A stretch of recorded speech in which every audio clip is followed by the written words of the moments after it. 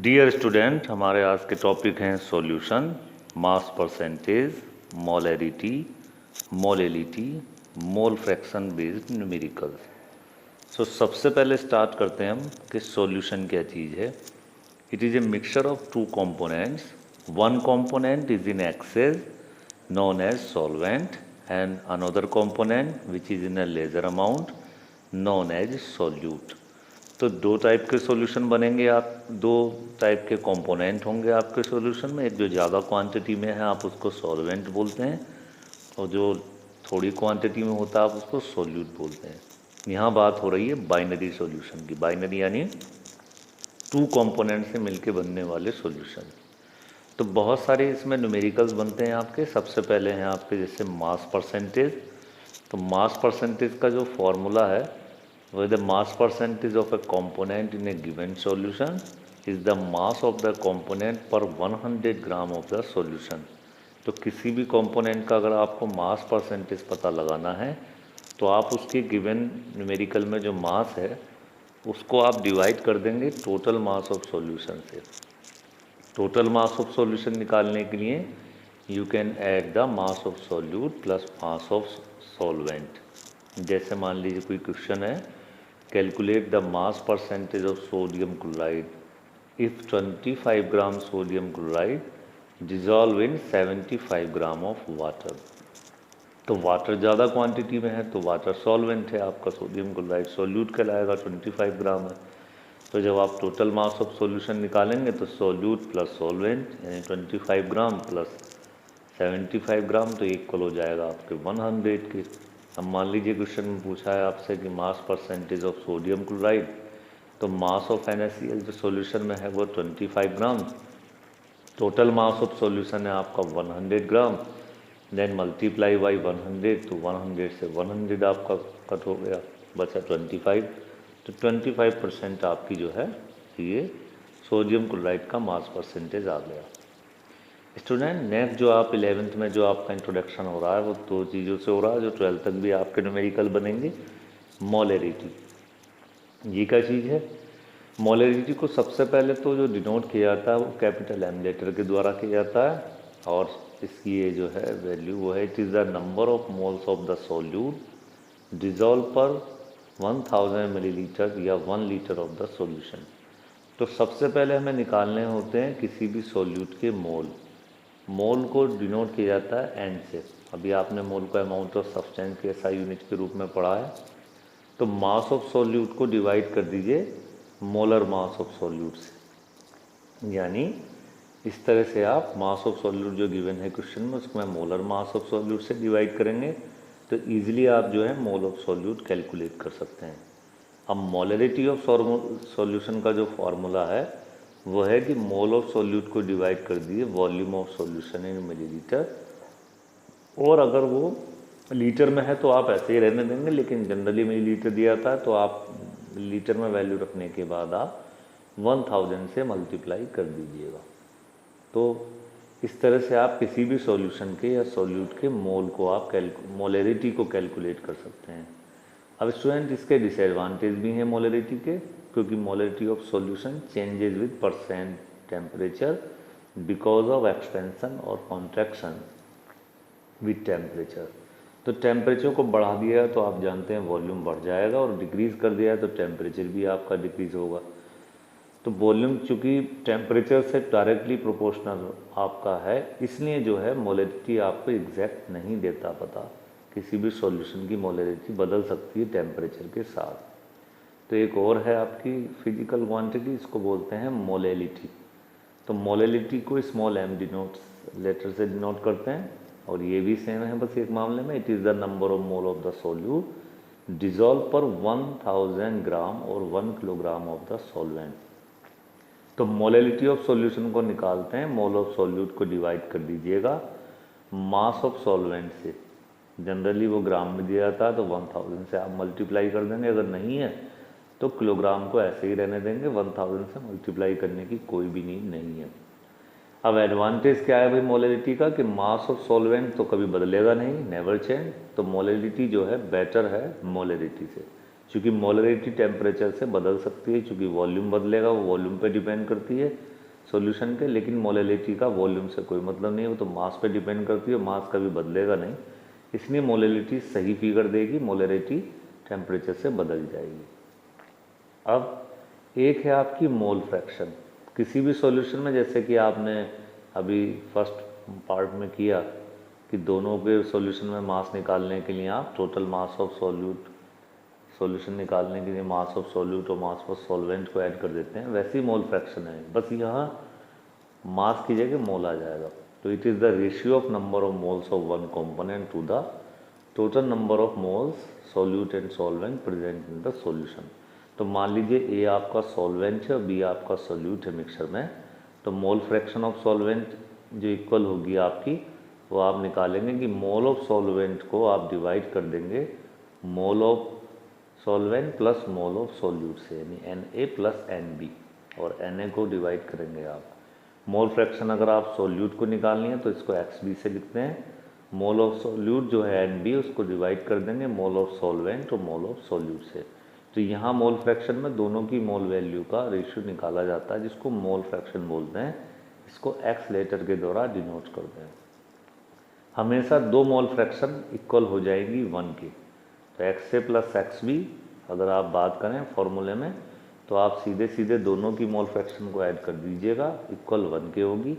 और किसी की वैल्यू निकालने के लिए मान लो आपको कंपोनेंट 1 की मोल फ्रैक्शन निकाल लिए, बी की आपको गिवन है तो 1 में से लेस कर दीजिए, और अगर आपको मोल फ्रैक्शन कंपोनेंट कहना चाहिए कि बी की कैलकुलेट करनी है तो 1 माइनस एक्स से कर दीजिए। दूसरी बात, मोल फ्रैक्शन का टेम्परेचर से कोई नहीं, चूँकि मोल की बात हो रही है तो टेम्परेचर से इसका कोई भी कनेक्ट नहीं है। इस तरह से मोल फ्रैक्शन आप निकालते हैं। अब एनसीईआरटी में जो आपका क्वेश्चन है वो गिवन है, सबसे पहले है 1.5 जो इन्हीं पॉइंट पे है। क्वेश्चन है calculate the mass of sodium acetate required to make 5000 millilitre of 0.375 molar aqueous solution. यहाँ जो आपको सोडियम एसीटेट का मास गिवन है 82.0245 ग्राम पर मोल, और वॉल्यूम ऑफ सॉल्यूशन आपको गिवन है।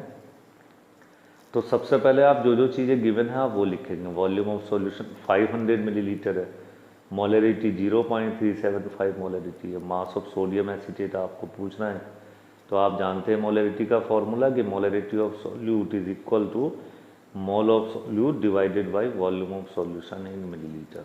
तो आप इसी फॉर्मूले में अपनी सब वैल्यू रखेंगे, और 0.375 मोलरिटी की जगह मोल ऑफ सॉल्यूट आपको मालूम नहीं है, तो आप वॉल्यूम ऑफ सॉल्यूशन पता है आपको 500 मिलीलीटर। इस तरह से इस फॉर्मूले में रखने के बाद जो आपके मोल आ गए वो आ गए 0.375 इंटू 500 डिवाइडेड बाई 1000। चाहें तो इसको सॉल्व कर सकते हैं या आप यहीं रहने दीजिएगा इसको।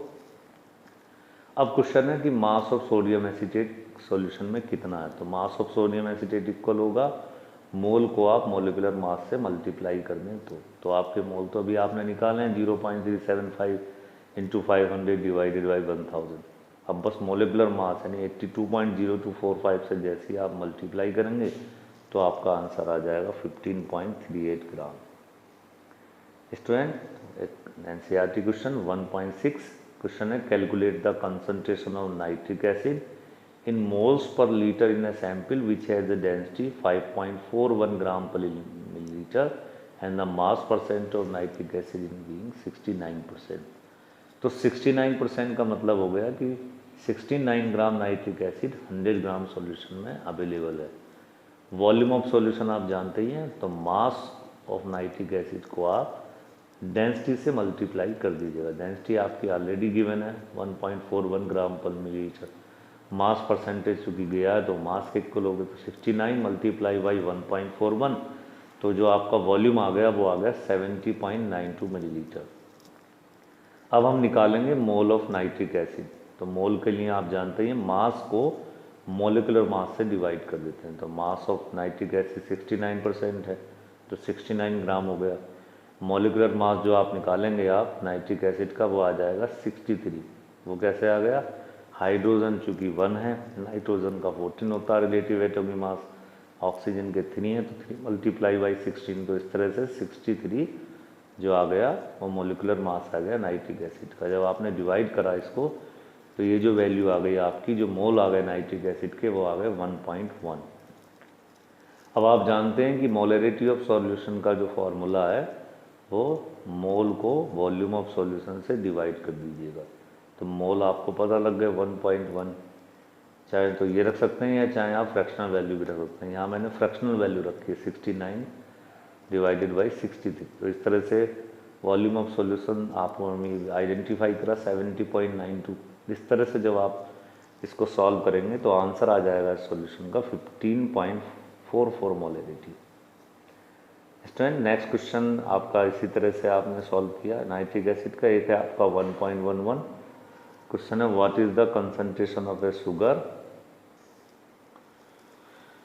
in mole per liter if it's 20 gram are dissolved in enough water to make a volume up to 2 litre. तो सबसे पहले हम मोलिकुलर मास निकालेंगे शुगर का। ये आ गया आपका 342 ग्राम पर मोल।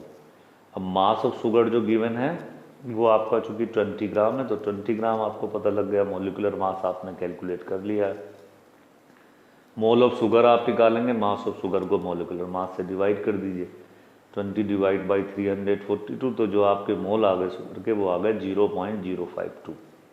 वॉल्यूम ऑफ सॉल्यूशन क्वेश्चन में गिवन है 2 लीटर, मोलरिटी ऑफ सॉल्यूशन आपसे पूछी जा रही है, तो मोल ऑफ शुगर को आप वॉल्यूम ऑफ सॉल्यूशन लीटर से डिवाइड कर दीजिएगा। यहाँ फ्रैक्शनल वैल्यू हमने रखी है, वरना आप मोल भी रख सकते थे 0.058, तो 20 डिवाइडेड बाई 342 और मल्टीप्लाई कर देंगे 2 से। तो इस तरह से जो मोलरिटी आई सॉल्यूशन की वो आ गई 0.029 मोल पर लीटर।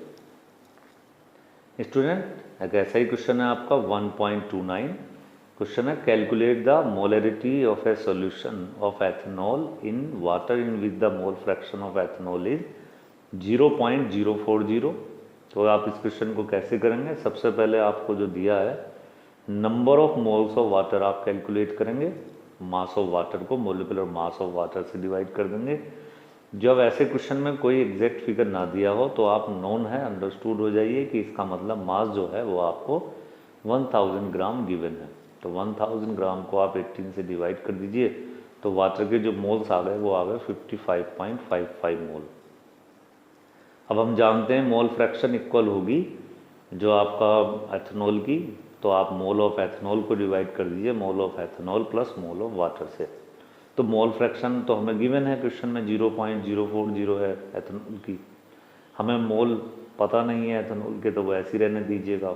मोल ऑफ वाटर अभी हमने कैलकुलेट करें 55.5। तो ये सभी वैल्यू रख देने के बाद जो हमारा कहना चाहिए मोल फ्रैक्शन आ जाएगी वो आ जाएगी इस तरह से 2.31 आफ्टर द कैलकुलेशन। अब मोलरिटी ऑफ सॉल्यूशन पूछा जा रहा था, molarity of solution equal mole of ethanol को आप डिवाइड कर दिए वॉल्यूम ऑफ सॉल्यूशन लीटर से। तो मोल ऑफ एथेनॉल चूँकि आ गए आपके 2.31, वॉल्यूम ऑफ सॉल्यूशन जो आप ऐसे क्वेश्चन में जिनमें नहीं दिया जाता तो आप 1 लीटर अंडरस्टूड मानिए कि होता है। तो इस तरह से जो मोलरिटी आई सॉल्यूशन की वो आ गई 2.31। सो स्टूडेंट आई होप कि आपको जितने भी ये चीज़ें बताई गई हैं आप इनको रिवाइज कर सकते हैं न्यूमेरिकल को। जैसे 1.29 आपका मोल फ्रैक्शन पे बेस्ड है, 1.11 आपका एक ट्रिकी क्वेश्चन है, ये मोलरिटी पे बेस्ड है। 1.6 जो आपकी परसेंटेज दी जाए तो कैसे कैलकुलेट करें मोलरिटी, इस पर बेस्ड है। आपका 1.5 जब तब है जब आपके मोल ऑफ सॉल्यूट कैलकुलेट करने, फिर आपसे कहना चाहिए कि निकाला जाता है कि क्या मास होगा, इस तरह का एक अलग क्वेश्चन है। फार्मूला मोल फ्रैक्शन का याद कीजिएगा अच्छी तरह, मोलरिटी और मोलेलिटी के फॉर्मूले में स्टूडेंट कंफ्यूज होते हैं, तो keep this thing in your mind. Molarity आपका डिपेंड करता है वॉल्यूम पे, एक चीज़ आप याद रखेंगे तो मोलेलिटी में कंफ्यूज नहीं होंगे, क्योंकि स्टूडेंट इन्हीं दो पार्ट में कंफ्यूज हो जाते हैं।